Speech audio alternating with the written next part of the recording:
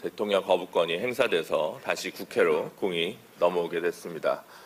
역사적으로 이런 일이 있었을까 싶습니다. 아까 홍익표 원내대표님께서도 말씀하셨지만 부끄러운 이름들이 있습니다. 김영삼, 김대중 정부에게는 아들이 구속됐고 노무현 이명박 정부는 재직 중에 친형이 구속됐습니다.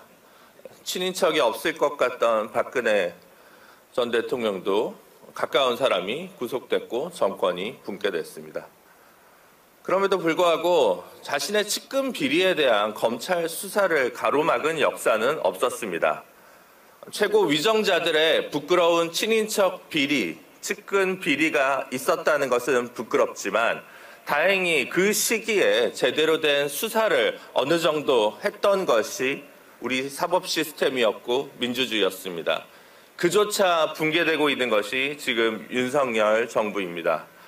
도대체 무엇이 문제란 말입니까? 검찰은 그리고 지금까지 왜 수사를 하지 않았습니까?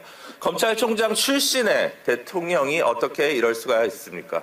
지난 1년간 지난 봄부터 검찰은 무엇을 했습니까? 공범들이 도이치모터스 공범들이 구속되고 또는 기소돼서 유죄 선고를 받았음에도 불구하고 아무런 일을 하지 않았습니다.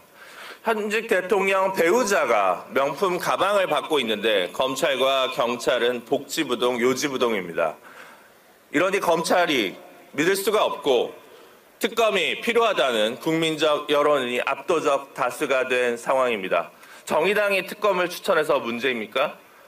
정의당이 혼자 추천하나요? 정의당은 정당이 아닙니까? 정의당의 국회의원은 입법기관이 아니고 국민의 대표자가 아닙니까? 아니면 작은 소수정당은 지려밟아도 된다는 소수자에 대한 혐오와 차별로 얼룩진 정권입니까? 묻지 않을 수 없습니다. 이제 공은 다시 국회로, 아니 한동훈 비대위원장, 아니 국민의힘의 혁신을 바라는 일부 보수 국회의원들에게 넘어왔습니다. 이곳 여기에 참석한 야사당의 입장은 분명합니다. 문제는 3분의 1을 어떻게 돌파할 거냐는 겁니다.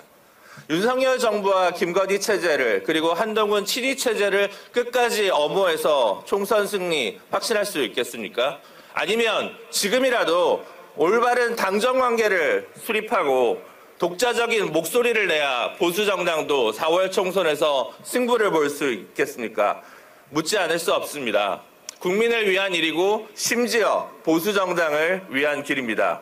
쌍특검법 반드시 국회에서 3분의 2 통과해서 국민의 뜻대로 21대 국회 마지막 개혁입법 중 하나로 자리매김해야 됩니다. 저희 정의당도 두 법안을 대표 발의한 정당으로서 이 4개의 정당과 함께 끝까지 힘차게 국민 여러분께 부끄럽지 않게 싸우겠습니다. 감사합니다.